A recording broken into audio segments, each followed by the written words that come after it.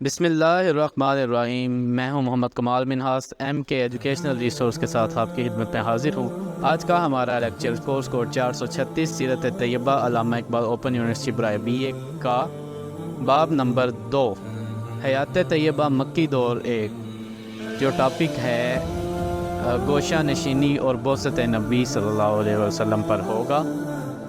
اس lecture میں ہم چند ٹاپک سے متعلق پڑھیں گے جو کہ غار حرا، مکاشفات کا تسلسل، وحی کی ابتدا اور سب سے جو اہم چیز ہے کہ وحی کی ضرورت و اہمیت، اس کے بعد پہلے 5 مسلمان کے متعلق اور پھر خاموش تبلیغ سے جو مسلمان پہلے 3 سال کے عرصے میں ان کے متعلق جانیں گے۔ مزید آگے بڑھنے سے پہلے تمام دوستوں سے گزارش ہے کہ میرے چینل کو سبسکرائب کریں، اس کے علاوہ بیل آئیکن میں آل پر کلک کریں تاکہ آنے والی ہر ویڈیو آپ تک پہنچ سکیں۔ چلیں اب بڑھتے ہیں ویڈیو کی جانب۔ گوشہ نشینی اور بعثت نبی صلی اللہ علیہ وآلہ وسلم۔ حضور صلی اللہ علیہ وآلہ وسلم بچپن سے جوانی تک ایسے پاک صاف رہے کہ معاشرے میں کوئی دوسرا ایسا پاک صاف نہ تھا۔ جوانی سے ذرا قدم آگے بڑھایا، ماحول پر نظر ڈالی تو کچھ عجیب سا نظر آیا۔ آپ صلی اللہ علیہ وآلہ وسلم کے ارد گرد بہت سے بت پرست بھی تھے، عیسائی بھی تھے، یہودی بھی تھے، مظاہر پرست بھی تھے اور تجارت کے لیے آنے جانے والے بدھ مت اور ہندو مت کے ماننے والے بھی تھے۔ پورا ماحول بگڑا سا معلوم ہو رہا تھا۔ آپ صلی اللہ علیہ وآلہ وسلم کے پاک و صاف دل کو وہ ماحول پسند نہ آیا۔ آپ صلی اللہ علیہ وسلم کی طبیعت کی بے چینی آپ کو تنہائیوں میں لے گئی، جہاں کئی روز آپ صلی اللہ علیہ وآلہ وسلم اللہ سے لو لگائے رہتے اور بگڑے ہوئے ماحول سے الگ تھلگ ہو کر خالق کائنات کی قدرت و حکمت پر غور فرماتے۔ یہ سارے کے سارے معاملات ہونے کے بعد نبی کریم صلی اللہ علیہ وسلم کی عمر جب تقریباً 35 سال کی تھی تو اضطراب اور بے چینی کے اس عالم میں شہر کی رونقیں چھوڑ کر عبادت و ریاضت اور فکر و تدبر کے لیے غار حرا میں جانے لگے۔ کوہ حرا کو اب جبل نور کہا جاتا ہے، انجیل میں اس کو فران کہا گیا ہے اور یہیں سے آپ صلی اللہ علیہ وسلم کی بعثت کی نشاندہی کی گئی ہے۔ غار حرا میں یوں تو کئی دن مسلسل گزارتے تھے، لیکن خاص طور پر رمضان المبارک میں پورے مہینے عبادت میں مصروف رہتے تھے۔ کھانے پینے کے لیے تھوڑا بہت لے جاتے، جب ختم ہو جاتا تو سیدہ خدیجہ رضی اللہ عنہا کے پاس آتے اور کچھ لے جاتے۔ کم از کم 5 سال شب و روز اسی طرح بسر ہوتے رہے۔ اگلا ٹاپک ہے مکاشفات کا تسلسل۔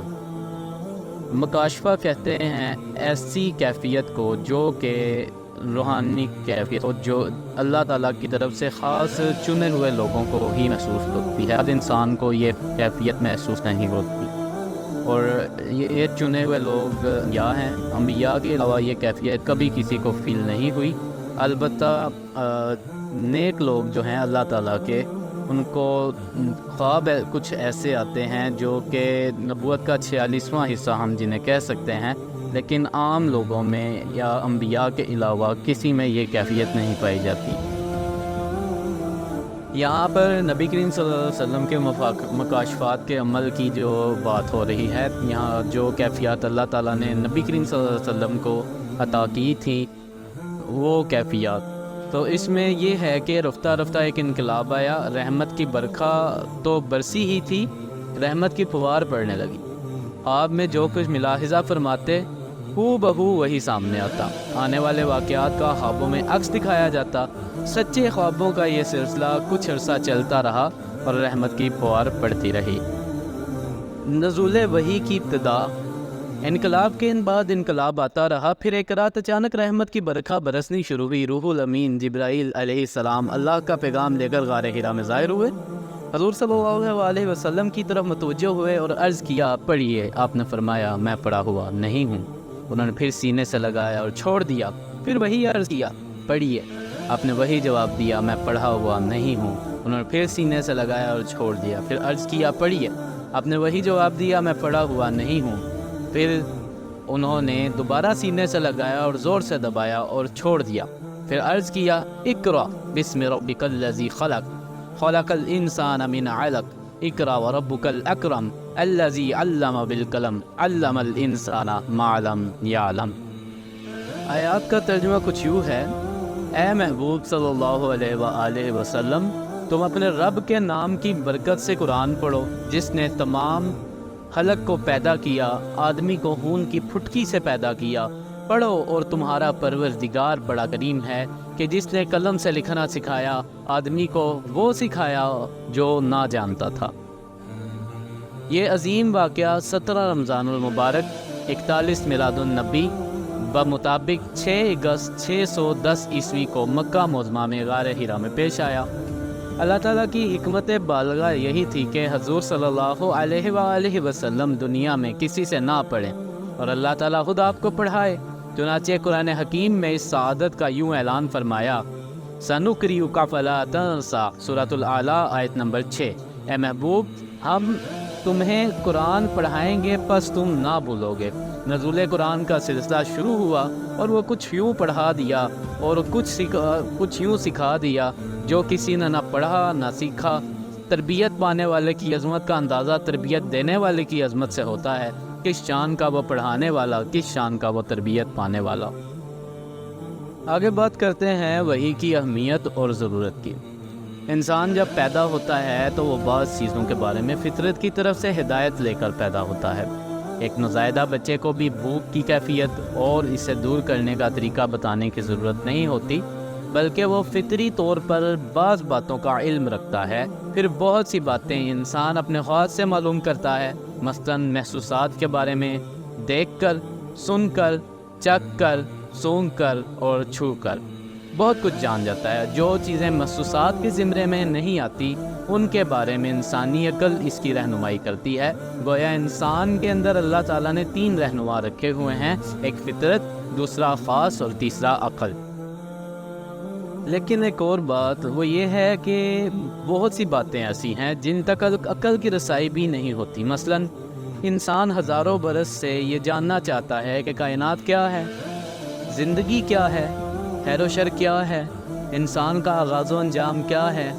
اگر اس کائنات کا کوئی خالق ہے تو اس سے رابطہ پیدا کرنے کی صورت کیا ہے، سکون قلب کیسے اور کہاں سے حاصل ہوتا ہے۔ تو یہ تمام چیزیں انسان آج بھی تلاش کر رہا ہے جو اس کی عقل سے آ رہی ہیں، یہ انسان کی عقل میں نہیں آ رہی۔ یہ تمام کے تمام سوالات ایسے سوالات ہیں کہ ہزارہ سال کی کوشش کے باوجود انسانی عقل ان کے جواب مہیا نہیں کر سکی۔ اس سے بڑھ کر اور کیا ثبوت ہو سکتا ہے کہ انسان کو اس معاملے میں اللہ کی مدد کی ضرورت ہے۔ چنانچہ انہی سوالات کا جواب دینے کے لیے اللہ نے کچھ برگزیدہ بندوں کو منتخب کیا ہے جن کی زبان سے وہ گفتگو کرتا ہے، اور اسی کا نام وحی ہے۔ جب انسان اپنی بے پناہ عقلی ترقی کے باوجود قدم قدم پر خدائی ہدایات کا محتاج ہے تو ضرورت تھی کہ اللہ کی طرف سے انسانوں کی ہدایت کا انتظام کیا جاتا۔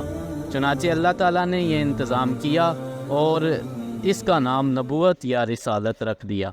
اس کے بعد جو ٹاپک ہے وہ ہے پہلے 5 مسلمان۔ آغاز وحی کے بعد حضور اکرم صلی اللہ علیہ وآلہ وسلم غار حرا سے گھر تشریف لے گئے اور سیدہ خدیجہ رضی اللہ تعالی عنہ سے زندگی کے اس نئے اور انوکھے تجربے کا ذکر فرمایا۔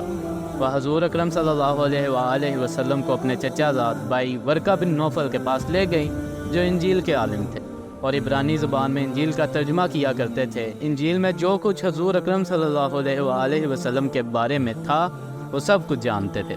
سیدہ خدیجہ رضی اللہ عنہا نے سارا ماجرا ان کے سامنے رکھ دیا تو انہوں نے کہا یہ وہی فرشتہ ہے جسے اللہ نے اس سے قبل حضرت موسیٰ علیہ السلام کے پاس بھیجا تھا۔ کاش میں آپ کی نبوت کے وقت نوجوان ہوتا، کاش اس وقت تک آپ کی قوم آپ کو وطن سے نکال دے گی، میں زندہ رہتا۔ ورقہ بن نوفل تو دل میں یہ حسرت لیے چل گئے، مگر سیدہ خدیجہ رضی اللہ عنہا کے دل میں بات گر کر دی۔ تاریخ اسلام میں سب سے پہلے ایمان لانے والی یہی مقدس خاتون تھی۔ ان کے بعد جوانوں میں سب سے پہلے اسلام لانے والے حضرت ابوبکر صدیق رضی اللہ عنہ، لڑکوں میں حضرت علی رضی اللہ عنہ، حضرت زید بن حارث اور حضرت بلال حبشی آزاد کردہ غلاموں میں سب سے پہلے اسلام لائے۔ اس کے بعد اگلا ٹاپک ہے خاموش تبلیغ۔ وحی کا آغاز گویا رسالت کا آغاز تھا، مگر ابھی اعلان کا حکم نہ ہوا تھا، اس لیے ابتدائی 3 سال پوشیدہ طور پر اسلام کی اشاعت ہوتی رہی۔